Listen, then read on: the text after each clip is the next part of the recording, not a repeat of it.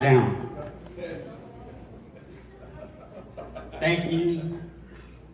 And I'm kind of surprised Tim called me Frank. My real name is Pablo.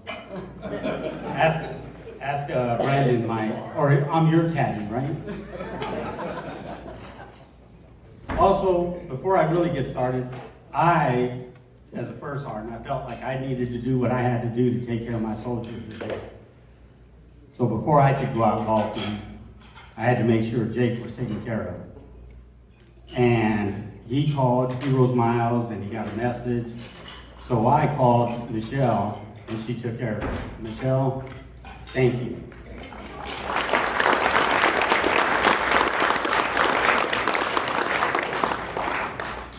My team was able to shoot a 78 because of you.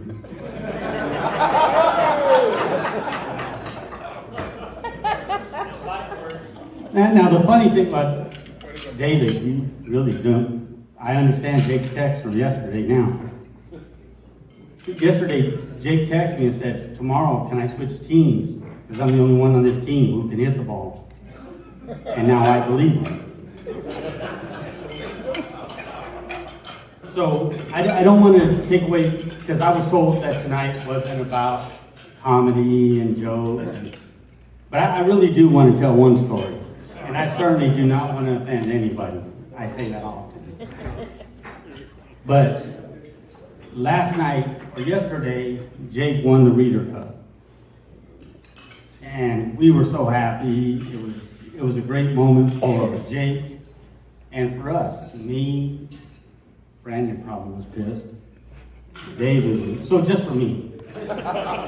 And we were in the room, and Jake said, "This is great, but I'll never wear this hat." And I was like, "Jake, I love it. I'll wear it." And he's like, "Well, you can have it." All right, well, thank you, Jake. So I called my wife all happy. Jake gave me this hat. And she said, "Well, send me a picture so I can see it." So I took a picture in my Speedo in the hat. And she was like, "Well, you need more than a Speedo. That extra small isn't working for you." And you didn't say hat, you said sombrero. And I said, "Oh, I was going to wear it to the next mariachi festival we went to." And she said, "Well, honey, that's not a sombrero, that is a straw hat." So I'm selling a straw hat for $50 to anybody who wants it. All right, so that's my story. The funny thing is I looked up like 100 different stories and Brandon had to listen to them all and he's like, "No, don't tell that. No, don't tell that." So that was it. So first off, I want to thank Tito for the Troops for accepting my volunteer. I know for 27 years I was told, don't ever volunteer. And I did. Well, I didn't really volunteer. I actually asked to do this. And I am so honored to be given the chance to speak to all of you and to share my story. The reason I am here.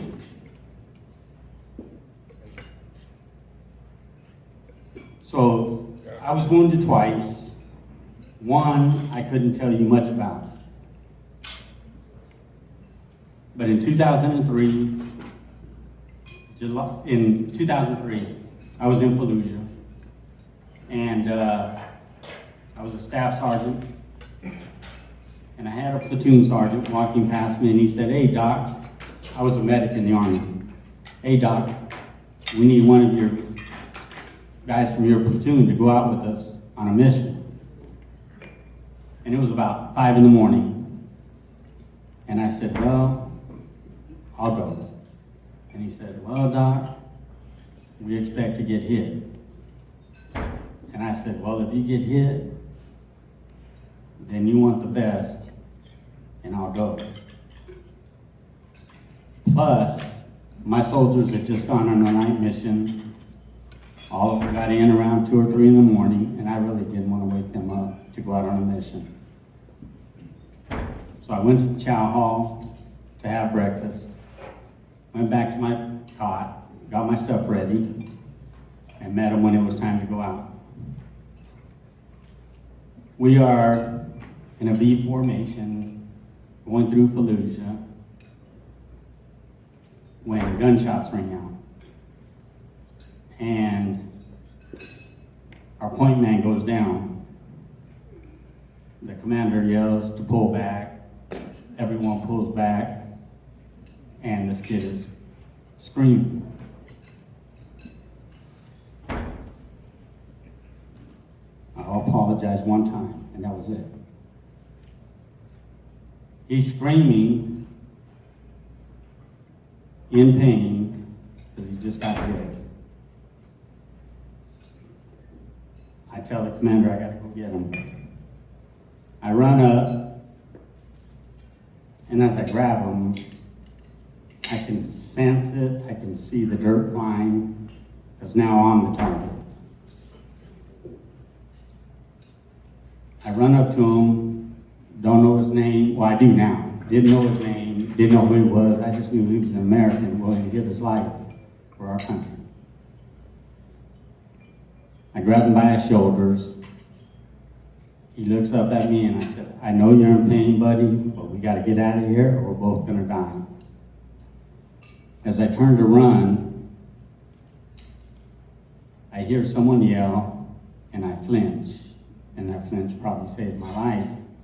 So I got shot, hit on the left side of my forehead, and the odd thing is that we wear K-pots,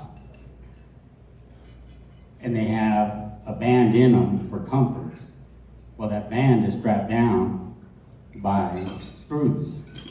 It hit right on one of those screws. It fragmented, and a piece of the fragment went through my cheek, took out a tooth, which saves TRICARE a lot of money on dental work,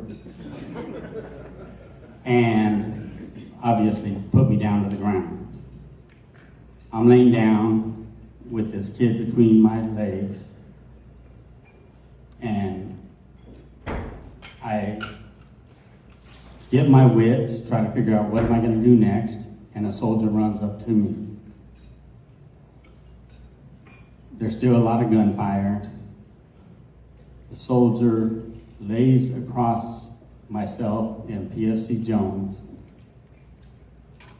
And so now, him and I are looking at each other in the eye. The soldier says to me, as he leans up, he rubs my face, and he says, "You're gonna be all right, Doc."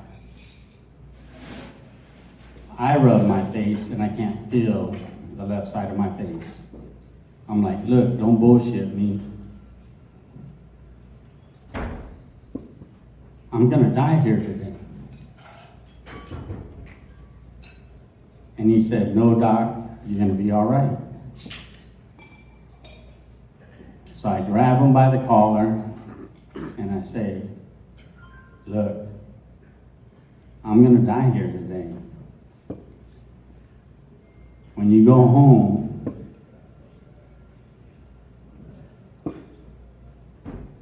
tell my mom and my wife I love her. He looked up again. He rubbed my face with the sleeve and said, Doc, you're going to be all right. Right then, I felt another thud and thought, oh my God, I got hit again. The kid raised his head, looked at me, wiped the blood off my face again, and said, Doc, you're going to be all right. But tell my mom and dad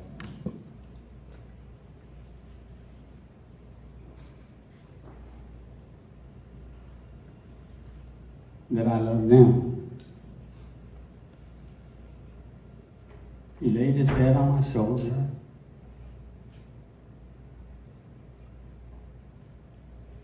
And paid the ultimate sacrifice for our country. I passed out. When I woke up, I was at somewhere in the green zone at a combat support hospital. Months later, I was in San Antonio, and at that point, I had seen President George W. and other people, and that was one of the proudest moments of my life, was to be pinned a Purple Heart by the president. So one evening, I'm extremely tired. It's been a long day. I'm through a lot of rehab, and a Hispanic couple walks in the room, and they say to me, "Staff Sergeant Armenta?" I was like, "Yes, ma'am. Yes, sir. We are Corporal Anthony Serna's parents." And I cried. And they asked what happened. I told them the story. They hugged me. They said Anthony did what he believed, and he died doing what he believed in. And you're going to be all right.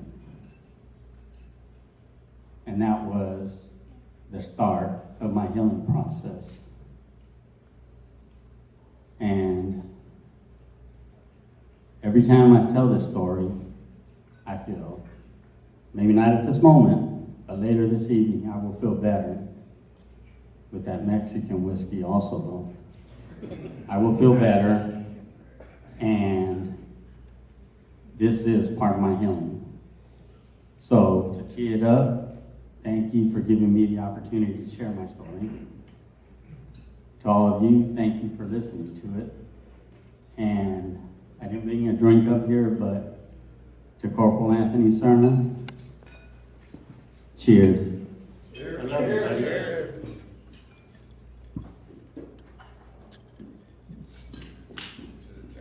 Okay, so I was told that part of this, I had been here before. I reunioned a few years back with a buddy of mine, Joffrey Gilliard, who we went to combat together, and he was there the day I was wounded, but we went our separate ways after that. So this year when I applied, me and Tim had talked, and he said, well, we haven't done many 3-person reunions, but we have done it, and we would be okay with doing it again. So I applied with Jake and Brandon. But our reunion is a little different in the fact that we never served in combat together. We went to, after I was wounded the second time in 2007, I got sent to Naval Medical Center San Diego, Balboa, which was a shock in itself because I was Army. And just imagine how those, I don't know what they're called, I really don't. Please forgive me for not understanding Navy rank. But in the Army, we're taught, if it shines, salute it. So whenever I would walk past a private, or what I would now consider a private, an E1, E2, and they had a little shiny rank, I was saluting them, and they would look at me like, what the hell's going on? They thought they were on like candid camera or something. So I got there, and one of the first patients I met was Brandon Bill. And it was an extreme, it was extremely difficult because he was the first Army soldier to be brought directly from being wounded to Naval Medical Center, San Diego. Well, the first Army soldier did not go through Walter Reed after being wounded. Well, when they go to Walter Reed, you get psychiatric counseling. So by the time they would come to San Diego in the future, we knew that all that had been taken care of. Well, when Brandon came, none of it had been taken care of, and we weren't prepared for that. So it was an extreme challenge because we weren't prepared for it. And so every night I would go home and I would call the squad leaders. Hey, Sergeant, go check on Bill. And I'm sure the first week he was there, they were like, all right, First Sergeant. But after about a month or two, they're probably getting tired of every night getting a call from the First Sergeant telling them to go check on Bill. And he'll tell you a little bit more about his story, so I won't get into that, but I'll just tell you that Bill was wounded in weird circumstances that would make most of us pretty upset. I mean, well, being wounded, you're pretty upset, but the way he was wounded was even worse than me getting shot or getting hit by an IED. And so I always thought, Bill, take your bag or your alarm's going off.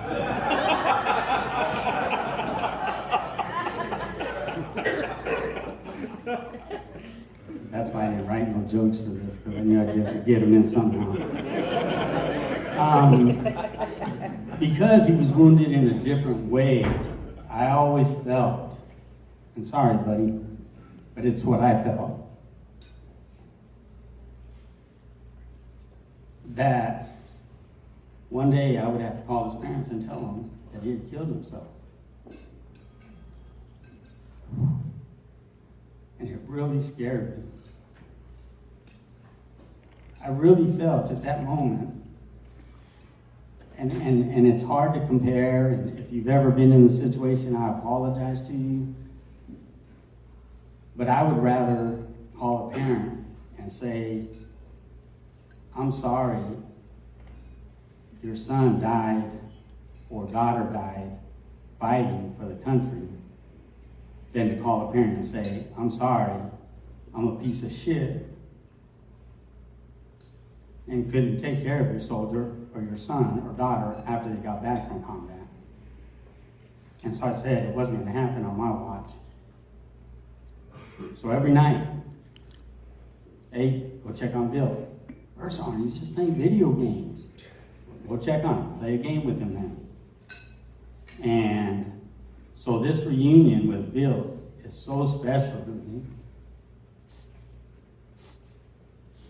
As he got closer, he was healing, he was getting better. He's like, First Sergeant, I want to stay on active duty. And I said, all right, Bill, I'll write you a letter, but you cannot remain in your MOS. They're not going to approve it. What do you want to do? Well, I want to do something with UAVs. All right, and you know, the Army's the only branch that allows enlisted to be a UAV pilot. So that's what I thought he was going to be. I didn't know he was going to go fix a model. But that's what he chose, and I certainly appreciate it. I love him to death and glad. So he told me, can you write my COAT letter? So that's Bill. Jake is gone, but I'm going to say something about him also. So Jake came because he worked at the Pentagon for General Chief, who was the WTU commander. And Jake was ready to retire, and he wanted to come back out to the San Diego area. So I got a call one day, hey, First Sergeant, we're sending you another Sergeant First Class to be a platoon sergeant, and he's just coming there until he retires. me and Jake became great friends. It gave me someone else when somebody would call, and Tee It Up would call, saying, hey, we got a golf tournament, do you have enough people? Yeah, me and Jake. Brandon played with us, David Booth played with us. David Booth was my other platoon sergeant. He wasn't part of our reunion, but it is such a great feeling for the three of them to be here with me. One of the differences was Brandon I had as what we know as COAD, continue on active duty, and Jake was kind of the same acronym, but his was ROAD, which is retired on active duty. And for those of you in the Army who knew what I was saying, right? But Jake is an amazing guy. He really ain't shit for golf. He just got lucky yesterday. Okay, I'm just gonna point that out. So for the other two guys that were in the finals against him for the chipping contest, they told them to turn around and not look so they couldn't read it. Trust me, subliminally, him and I was sending them messages. Sorry, but that's just the way it is. I wasn't gonna let my buddy lose. If I'd have had to run across the green naked, I would have. Then everybody would have looked at me and he would have moved his ball. But nonetheless, I want to thank Kid Up for the Truth for bringing me and Brandon and Jake and David Booth here together. This has been such an amazing experience. And I want to give Brandon a chance to tell his story. Brandon Bill.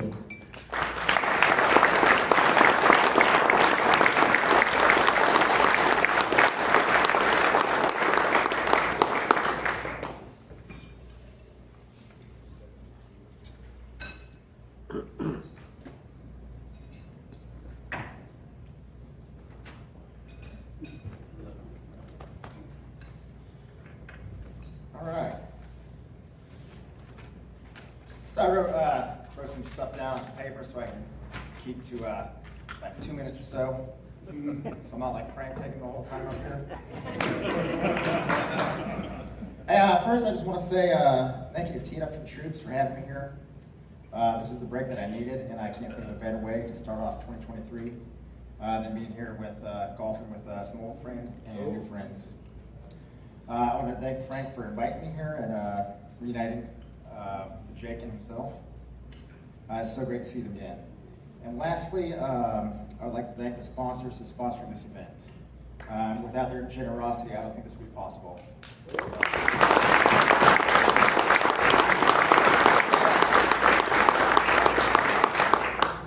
So as Frank said, we were first introduced in 2007. Back in 2007, I was deployed to Iraq as a helicopter mechanic, and we were tasked out to guard the main entry control point on base. Well, one morning I was on duty, a truck failed to stop. They ran my checkpoint.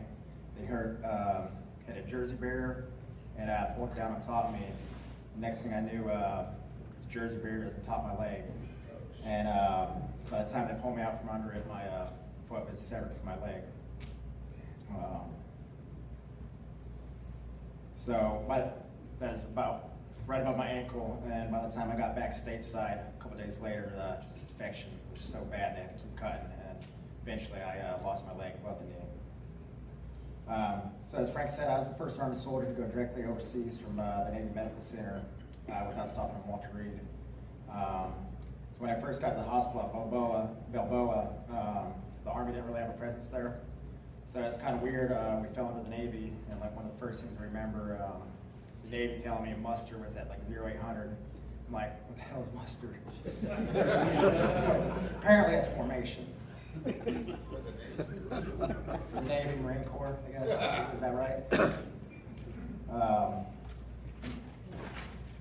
So a little while later, the Army established a warrior transition unit there at the hospital, and Frank Armenta, he's the first sergeant there. Frank was the one that was charged with standing up the WTU there. First Sergeant Armenta, he's not only a great first sergeant who cared about the soldiers, Frank was also a big advocate of getting the soldiers out of the barracks room and going golfing. One of the best things for my rehabilitation was to go out golfing because it taught me to overcome my injury and how to adapt to my new way of life. So I just remember how important it was to golf because you know, you're sitting in your barracks room, you know, playing video games, but it's also good, you know, to get out and go do something and challenge yourself. I still have a lot of great memories of golfing with other Moon Soldiers like Jake, David Booth, and First Armenta all those years ago. So here I am, 16 years later, starting first class, waiting to get promoted to Master Sergeant. I've held many leadership positions over the years and gone on 3 more deployments since I lost my leg. I would not be the type of NCO I am today without the mentorship of great platoon sergeants like David Booth, platoon sergeants like Jake Huesler, first sergeants like Frank Armenta.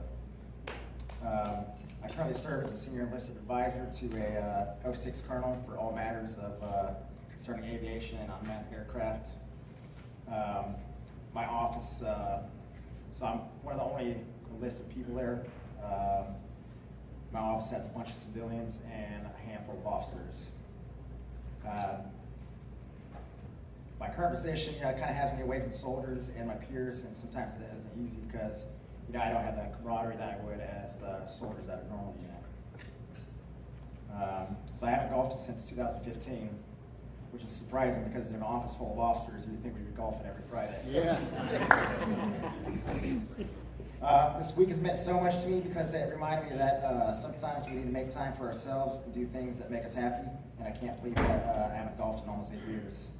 So I'm really glad that I was able to golf this week, and I'm really adamant about getting back out and doing it once I get home. Secondly, this week has reminded me that just how meaningful friendships are, and even though you haven't talked to somebody in some years, once you get back together again, it's like nothing's changed. So once again, I want to say thank you for Teed Up for Troops. Tim, Jody, Ashley, and Cheryl, thanks for putting this on and everything you guys do. I appreciate all your amazing support, and thanks to all the great sponsors for this life-changing opportunity. I appreciate it.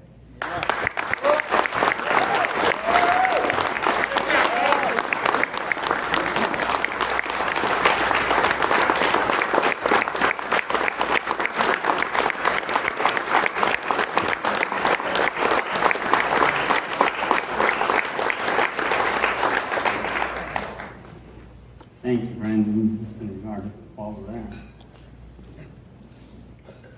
So, while the initial concept of reunion was to reunite combat veterans with battle buddies that they served with, deployed with, or rehabilitated with, a key addition was to support spouses, significant others, and caregivers who provide love and critical support for the veterans in their life.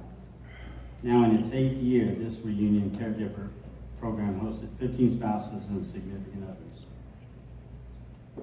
We would like to recognize the facilitators for these sessions and sincerely thank Brittany Rocker and Kevin McDonald for their help and guidance throughout this week in empowering these attendees. Brittany had to depart earlier today. Kevin, please stand and give a wave.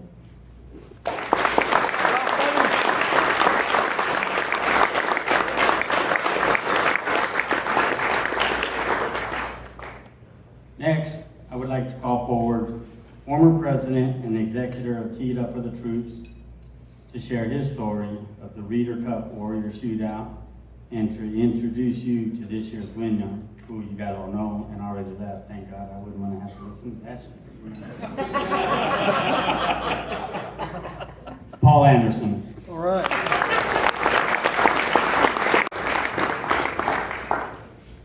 Thank you. Just really quickly before I get into the Reader Cup, Teed Up was started in 2005, and the just give me a quick second here. In 2005, and there is an important backstory to the logo, and you can find it on the website. There's also a little secret background from it started as a ministry, and ministries can be messy, but to me this is an incredible ministry that's done some really amazing work over the last 18 years. And so those stars come from 1 Corinthians 2:9, which is no eye has seen, no ear has heard, no mind can conceive what the Lord has planned for those who love Him. And I think about that with this organization and the amazing event that reunion became. 11 years now. And so many relationships in this room, from the Cliffords to the Carlsons to Jimmy Thurman to Kevin McDonald to everybody in this room. But I also think of Mike Reeder, and I'll talk about that in a second. I think about the amazing staff that you guys are so familiar with, but I can't imagine. I didn't get to work with Ashley or Cheryl, but I'm so proud of you guys. I did have a little bit of a hand in hiring Tim 9 years ago now, just over 9 years ago. 9 years, you guys. And just so proud of you and how you've led this organization. One of my favorite people on this earth, and I won't cry, but Jody joined Nancy and I.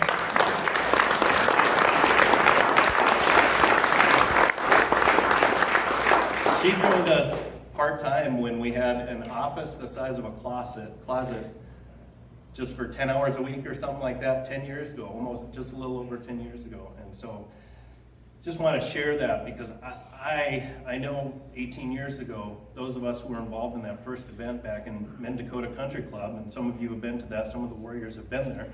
I know DeWitt has for sure. We could not have imagined what would unveil itself. And so, okay, now you can start the video because this is something really special to those who understand the background.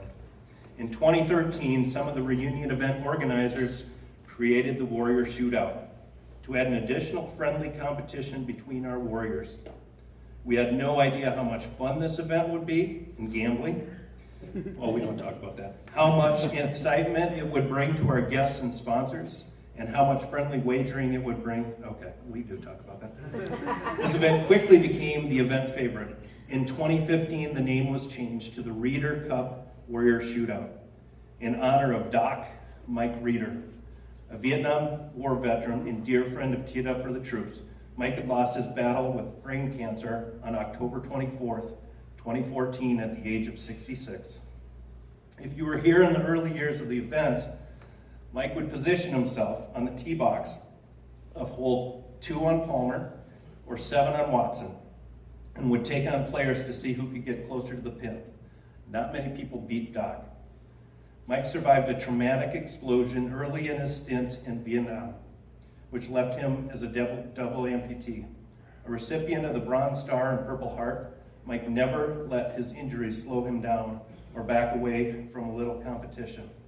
In his 20 years of playing golf from a wheelchair, Mike shot par, made a hole-in-one, and had a golf handicap of less than 10. One story about Mike that we love to tell is about his trip to Scotland, where he became the first wheelchair golfer to complete a round at the Old Course at St. Andrews. As the story goes, word spread of a guy golfing from a wheelchair, and Mike soon had several hundred of curious onlookers watching as he completed his round of 79 that day. A round that garnered admiration from the Golden Bear himself. The round was featured on ESPN E60 back in 2011, titled Dead Solid Perfect, Wheelchair Golf at St. Andrews. It has been our honor to host the annual Reeder Cup Warrior Shootout for the past 10 years. The event has had 7 different winners, some of whom I am sure you might know. In 2013, Mike Stafford. 2014, Chris McCoy. 2015, Bruce McKenty. 2017, Steve Winningham. 2016, 2018, where is he? 2019, Matt Anderson. 2020, Scott Adams. And 2022, Chris Burgess. And please, as we've already talked about, please join me in a round of applause for this year's winner, Jake Kiesler.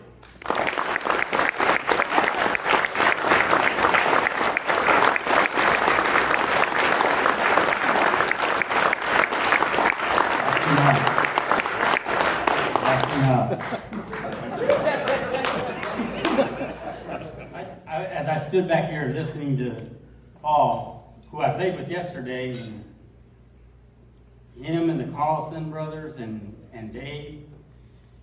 Dave hit a ball about 120. But the great thing was, anytime we were inside 120, he would take out his driver and end up 2 feet from the pin. So Dave, you were our hero yesterday. You shot a 59 because of Dave. And then after all of us would miss our putts, they would say, hey, well, at the first hole, I thought we would be in an order. And they were like, hey, Dave always putts last because he's left-handed and he don't want to stand in our line. I still don't understand it, but that's just what I was doing.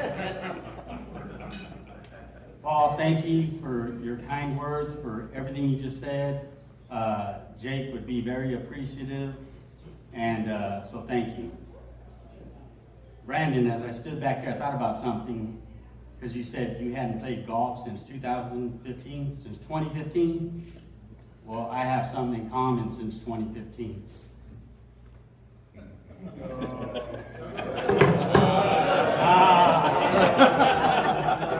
For those of you who are still on it. Yeah. Okay. All right. We get it. All right. Now I would like to call forward Brett Gillen, Program Director for Creative Vets. Tee It Up for the Troops has been a proud supporter of Creative Vets since its inception, and are thankful to have Creative Vets here with us again today. Ladies and gentlemen, please help me welcome Brett Gillen. I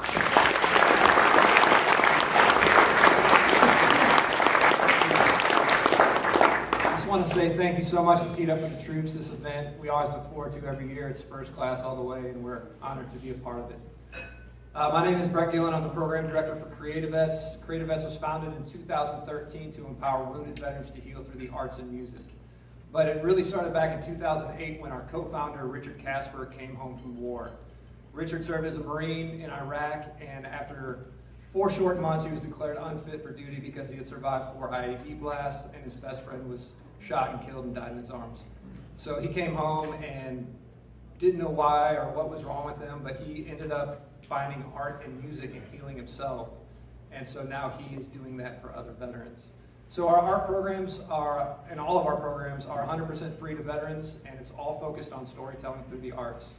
Our programs are run at some of the best art schools in the country, and then we actually brought some of our songwriting program down here. So I'd like to invite up Rob Blackledge, Johnny Bulford, and Heidi Ray, and they're gonna give you a sneak peek of what we do. And while they're walking up, I just wanna let you know that Creative Vets has started releasing songs written with veterans. If you just search Creative Vets on any streaming platform, YouTube, Spotify, iTunes, you can hear some of the music created by veterans for veterans. And we're finding out, we're actually doing some research now because it is healing for veterans to listen to this, and we've heard that it can heal post-traumatic stress. So check that out, and I'll let these guys take it away. Thank you guys so much.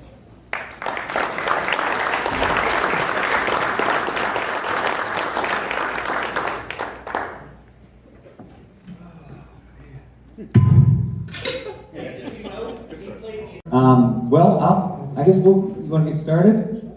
Let's see, what lyric comes up first? Oh, right. Let's see. There we go. Great, no pressure. My name is Rob Blackledge. I live in Nashville, Tennessee, originally from Mississippi, and y'all saw us up here the other night, so I don't have to reintroduce too much. But we had the opportunity last night to stay up late and write with some veterans that are here this weekend, and Brett and myself and Chris and Lynn Erickson got to spend some time together. Lynn's sitting up here with him and his beautiful wife, but I haven't had a chance to meet yet. I'm not going to come anywhere close to making it through this without crying. And we'll just do it together like we did last night. How's that? Lynn served in Vietnam and was courageous enough to sit down and tell us a lot of his story. And as songwriters, our job is to take story and put it in a form in which can be heard and understood. we use music to do that. And it's really a surreal, sacred experience to sit in a room and hear stories much like you just heard from stage, and to use our gifts and abilities that the Lord has given us to put it to song. But that's what we got to do last night with Lynn, and I've done these a few times, as have Johnny and Heidi, and I have to say last night was just really, really special for me. And so with that being said, I'm going to play the song that we wrote, and just to be clear, the words came from Lynn. These are words that he spoke. We wrote them down, and then I tweaked here and there and did a little pixie dust and sprinkled some stuff on it. And what you ended up getting was this song that we wrote called Welcome Home. And I'd encourage you, if you want to know more about it, talk to that man right there. I feel like we've done our job the best we can, but it's your story, Lynn, and I just want to thank you for sharing it with us. And I will say this, and this is because you said this to us, this isn't just for him. This is a story that he shares with a lot of gentlemen and women that had a similar experience to him. So this is called Welcome Home.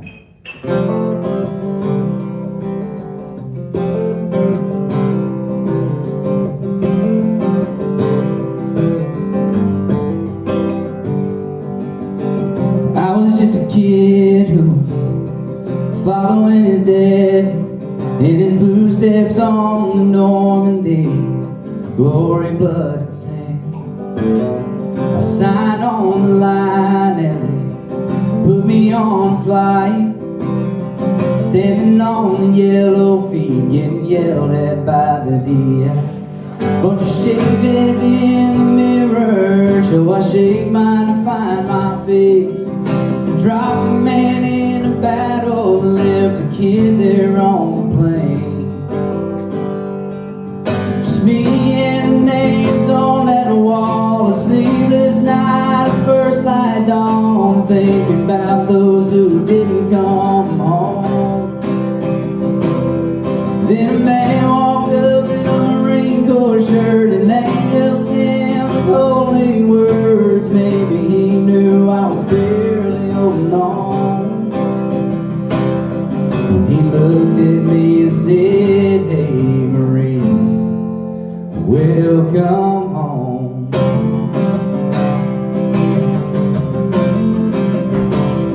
With the bombs they killed my brothers, only God knows why not me.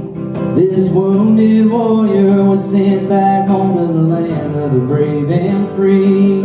We were greeted with indifference, bitterness and hate.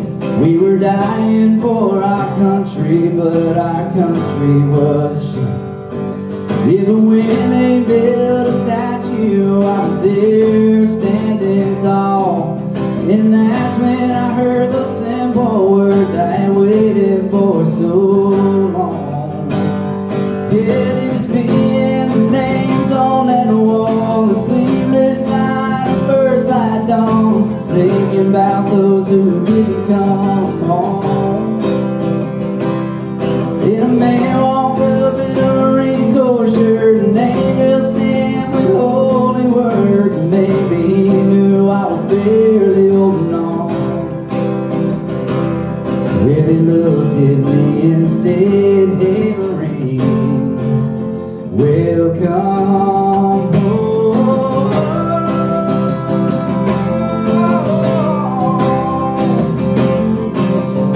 Welcome home. And for all those who are forgotten, never heard the words, who think that they don't matter, well, let me be the first. Welcome home. Welcome home. Welcome home. Welcome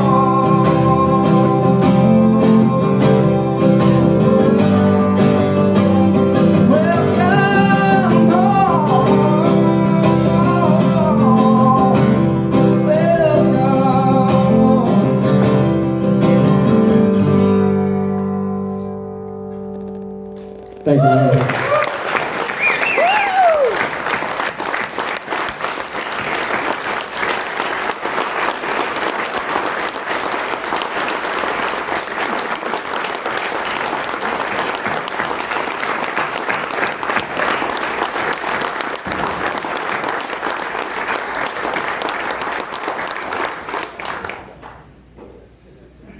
was incredible.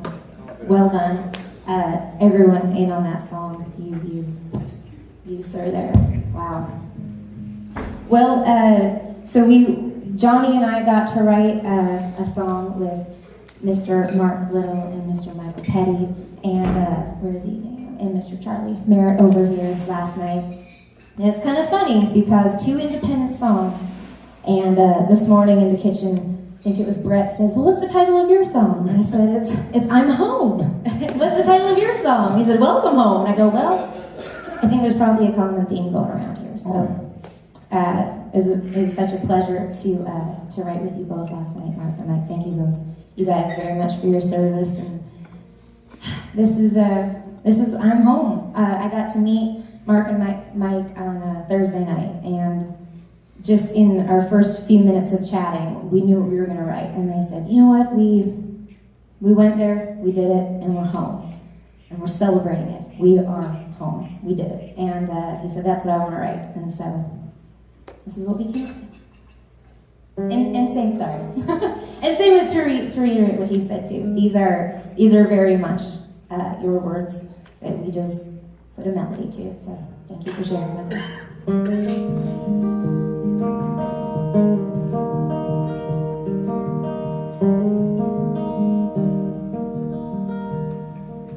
I signed up, I took an oath. Mom and Dad were there 'cause I wasn't quite 18 years old. I found the only ticket out of my little town. But man, it was hard not being around.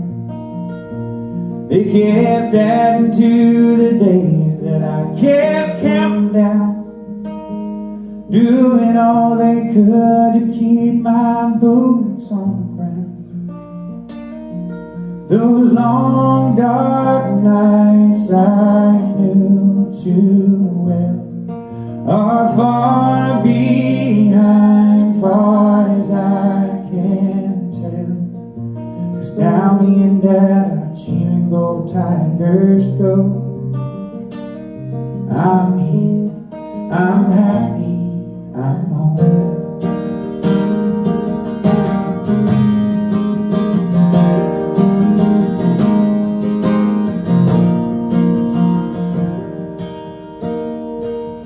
Not a single night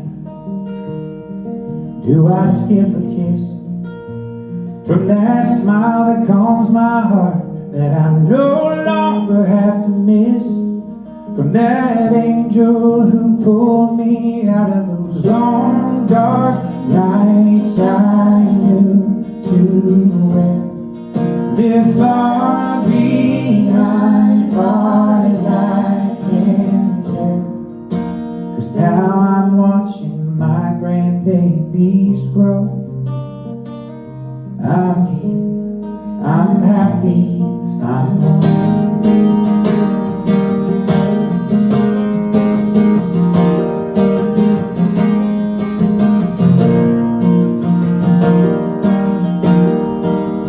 Those long dark nights I knew too well are far behind, far as I can tell. 'Cause I just sunk an eagle on the 18th hole. I'm here, I'm happy, I'm home. I'm here, I'm happy, I'm home.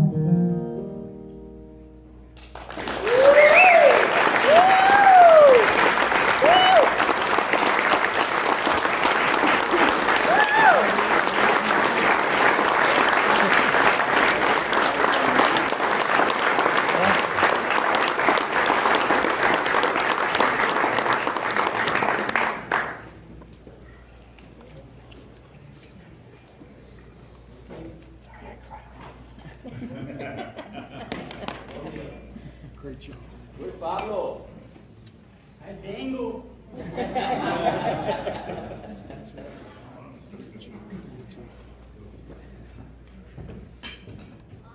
All right, I know that The program says I'm done, but I'm not ever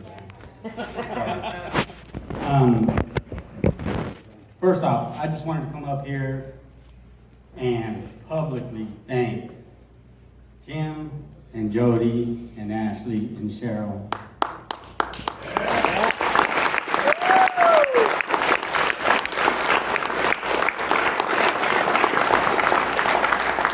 And I'm really going away from script here, but some of you heard this the other day. About 7 or 8 years ago, I was in a very dark place. And I woke up that morning and told myself, today is the day. Not the day that I'm going to get over it, but the day I'm going to end it. I had been struggling for so long. And I thought, okay, I got to check my emails, answering emails, so nobody wonders how come it took me so long. And I've never told you this, Jody, but that day, November, probably 2014, 2015, I got an email from Jody saying I had been selected for reunion. I decided I was going to hold out a few more months because I was finally going to get to see one of my buddies, Joffrey Gilliard. Coming here, I have no doubt, saved my life. And my wife is an amazing person, and I know all of you heard this the other day too. But I really have to thank Tim and Jody, and even though you weren't with them, but you and Cheryl, thank you guys all. I'm sure next year and years from now, you will hear this story from some of these people, because you guys are changing lives. So thank you. So I want to call you guys up here.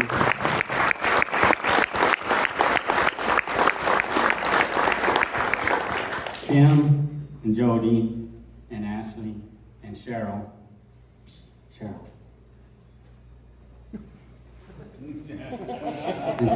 What's the name? Oh, in the movie Grease, huh? Vince Fontaine. Come on, Mr. Vince Fontaine. Oh.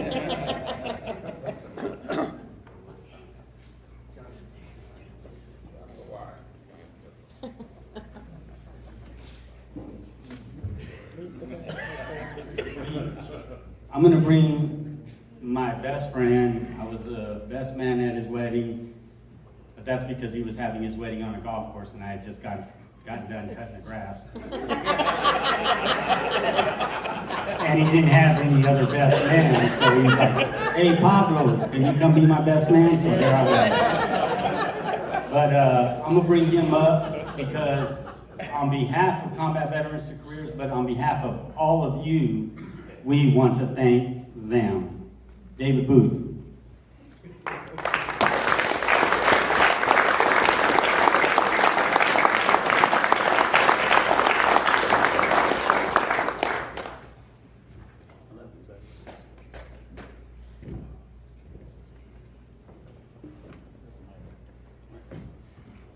gotta move it down, you're kind of small. I promise, Frank's almost done.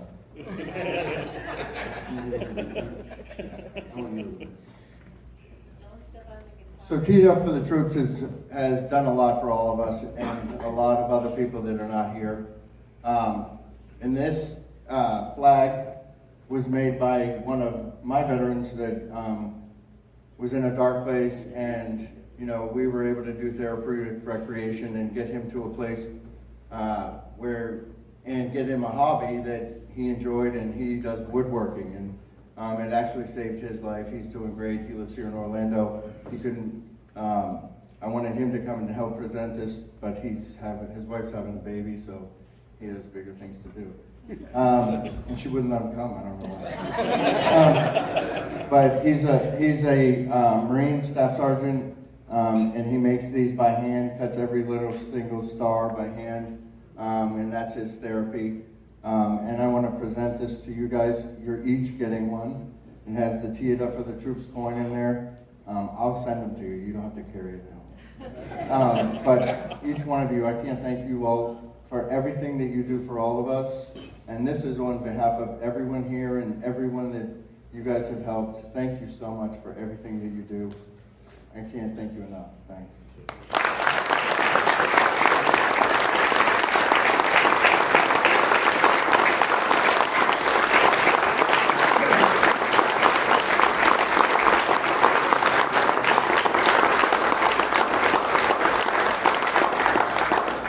You notice Frank's telling me that he still wants to talk. We're going to have the other ones on the back, and if you wouldn't mind, please stop by and sign one for each of them, and then we will get them to you. Thank you, guys.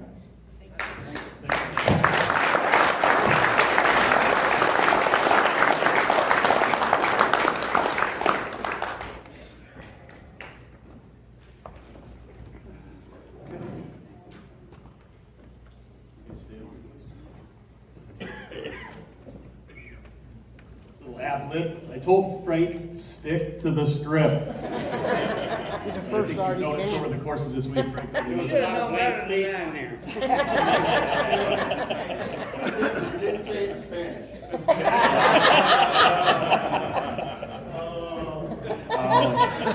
As we head into the home stretch, please give it up one more time for Creative Vets and their incredible team. And the great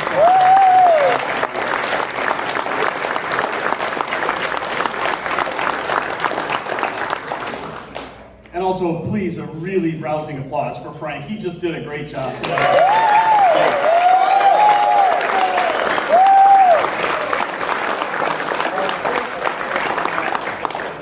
And Brandon, I know that wasn't easy, so it's especially meaningful that you were willing to come up and say those words. Thank you very, very much.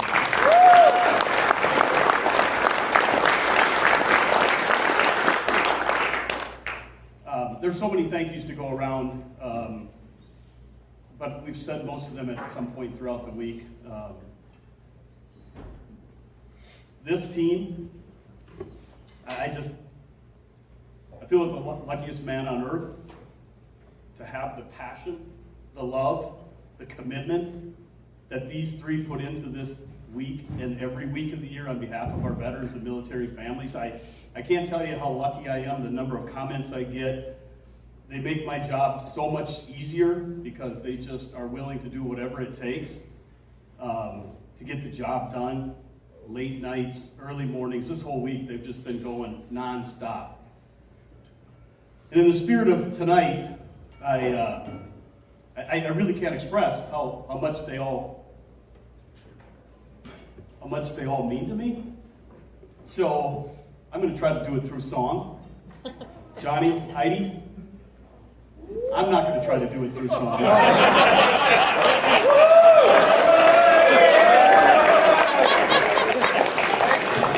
would be a goddamn disaster.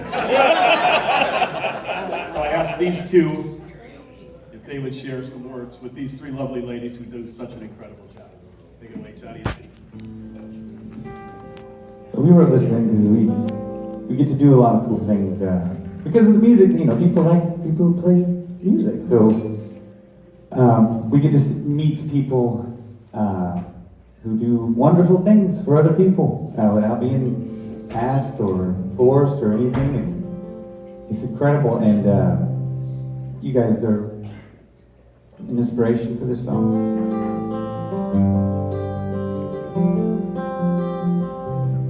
You don't need to be somebody to be somebody.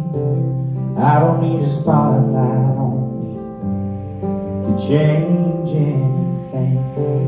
Anytime you want me, call me. Middle of the night, you got me.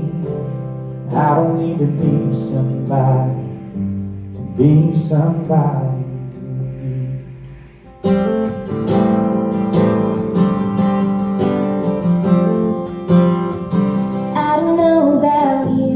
Sometimes I feel like I'm drowning in the noise.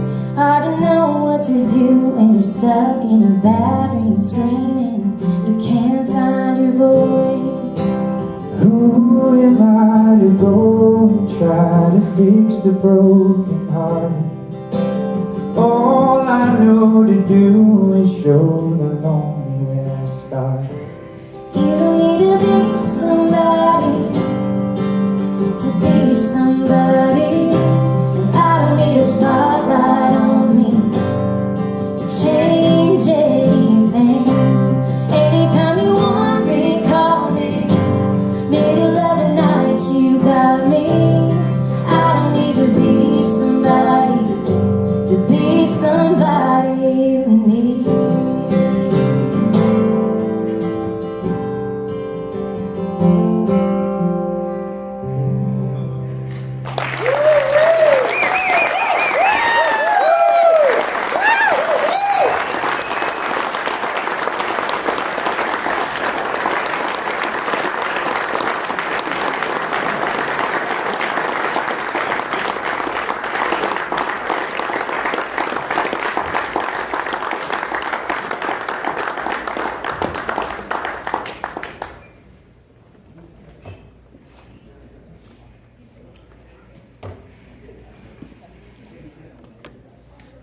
This is always the bittersweet moment because we're about ready to wrap up and everybody heads back home. I just encourage all the warriors, all the war fighters, all the spouses, all the caregivers, go home and find your light. Embrace what makes you happy. Try to rediscover what it is that's the passion in your life. Find your purpose. As I was thinking about how to wrap up, I was reminded of a warrior MC that joined us a couple years ago. And with Martin Luther King Day on Monday, he shared this quote, which I'm sure many of you have heard. But I think it still rings true and is appropriate to what we did this entire week.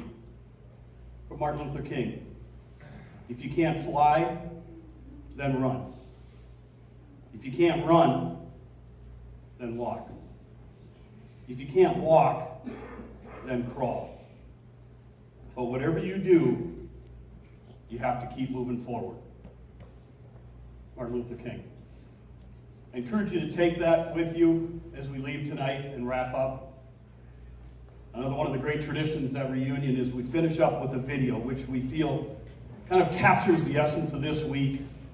We did a few interviews earlier this week and got a lot of photos from you in sessions out on the golf course. So please enjoy this video to wrap up our Reunion week.